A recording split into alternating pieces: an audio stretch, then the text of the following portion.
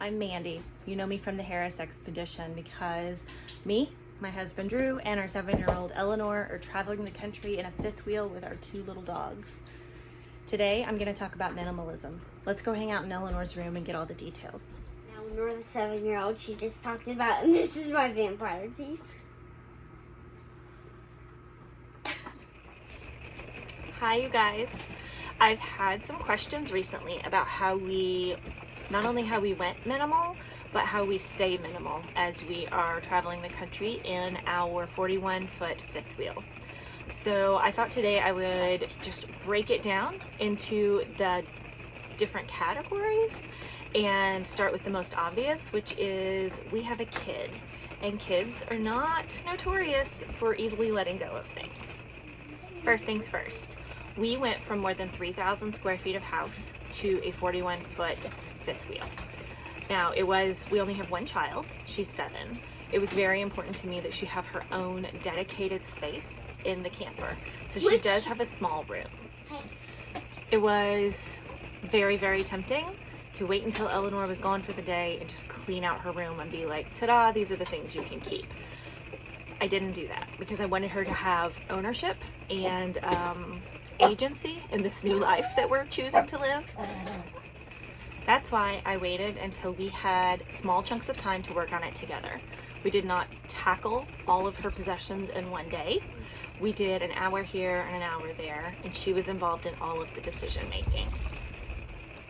So when we were downsizing, we had a 4-box system. First box was throwaway. Second box, giveaway. Third box, sell. Fourth box, keep. It made it as simple as it could possibly be. I would sit and let Eleanor be the one to touch all of the items. So she would pick something up. Sometimes she knew very quickly. Sometimes it took a little bit of talking. But then she would decide which box that it went in. That way she had control Of everything.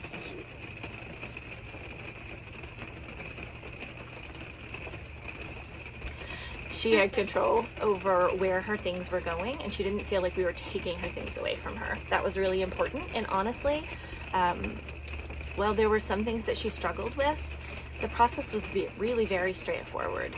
If there were things that she really could not decide on, then we would sit those to the side and come back to them later.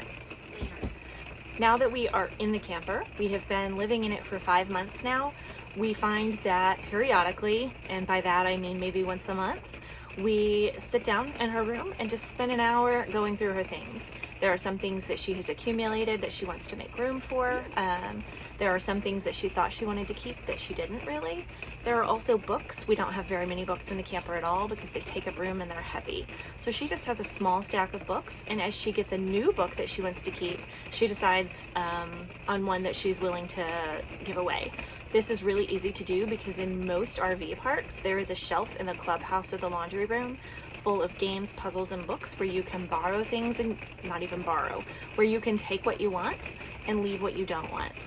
It's just like a free little library, only they're in RV parks across the country.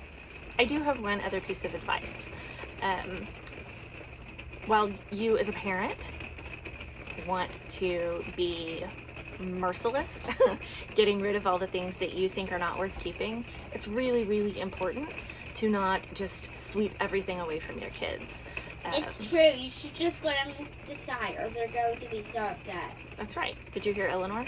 She said that you should let your kids help decide, or they're going to be really upset. And you want them to feel like they belong in this life with you, not that you did this life to them. And that's a really great way to maintain a minimalist lifestyle, despite the fact that kids love to keep stuff. How do you feel if I do all this for you and get rid of your stuff without asking? Well, not good. Not good. So how do you feel if I say, hey, let's do this together so that you get to help make the choices? Better. Yeah, I agree. But it's still kind of hard. Oh, for sure. But when we clean out some of the stuff that we're not using and that we don't need, then you have more room to play with the stuff that you like. And I could get more stuff. That's right. You don't have to keep every single thing. When you get rid of the stuff that you no longer need, then you have room for more stuff that you do like. Yeah. Can I show the thing on this? Sure, yeah, show us. Is this one of your keeps? Yes. Okay. It's a survival kit. This is what it is. So it has this little compass. Okay. Right here. Then you're probably wondering what these arrows are. All right. Woo! And there's another one. That seems like an important thing to keep. Yeah, and then has a mirror. Great. Can you show us something out of your box that you know you don't need to keep with you anymore? Like in the whole box. Sure. Pick something out so that people can see how you decide what you don't need to keep. Okay.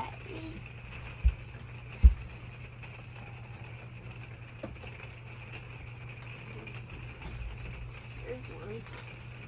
I don't need to keep my sweatband. Okay. But I would like to put it in storage. Okay, so we just put it in a box. That way next time we're home you can see if you would like to have it back. Well, I actually do think I should keep it because I get hot and sweaty a lot, but I don't like wearing that. Yeah. So, storage.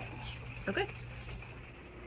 So that is how we downsized Eleanor's toys. That's how we keep them under control while we're in the camper. That way she never has to feel bad for wanting or getting new things, but she doesn't feel like we're just taking away all of her old things.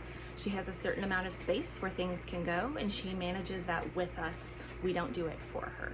That's how we maintain this minimalist lifestyle with a 7-year-old. Of course, I can't go without talking about clothing. I know that some kids are super into fashion and style, and they have closets and closets and drawers full of clothing and shoes. Eleanor is not one of those kids. She's very simple, and I think that if you gave your kids a chance, that you would find that they probably are too. Like grown-ups, kids have their favorite things, right? They would wear the same handful of things over and over again if you would let them. My question to you is, why wouldn't you let them? It's hurting absolutely nothing for them to have their favorite items that they take care of and that are washed and put away regularly, and that is what they can wear. That's what we've done with Eleanor. She has 2 pairs of shoes. She has 1 drawer in her room where all of her clean clothes fit, and we do laundry twice a week. She always has what she wants. She never has to wear the things that she hates, and we don't have closets and drawers full of clothing that she's never going to wear. It also means that we don't have fights about clothes anymore. We just don't. Very, very rarely do we have an argument over what she has to wear. She has clothes that she's comfortable in, that fit in our space and in our lifestyle, and that we can manage. We are not drowning in dirty laundry because we have what we need and we don't have anything extra. It's possible. Remember when the Marie Kondo phase was happening and everybody watched the show on Netflix and tried to find joy and everything? Yeah, we did that too. Now, I cannot say that that really changed our lives because we still just had tons and tons of stuff. And we still had a really big house, so even when we gave lots of things away, we somehow just refilled the space. But there's one thing that did stick. Let me show you. Eleanor's drawer. This is all of her clothes. There are just a handful of things that are in the dirty laundry right now. Other than that, I fold everything, and instead of stacking it up this way, I put it this way, like a filing cabinet. So she can see everything that is available, just like this, and pull one thing out without messing up the whole pile. That's how we went minimal with a 7-year-old. That's how we stay minimal with a 7-year-old in a very small space traveling the country in an RV.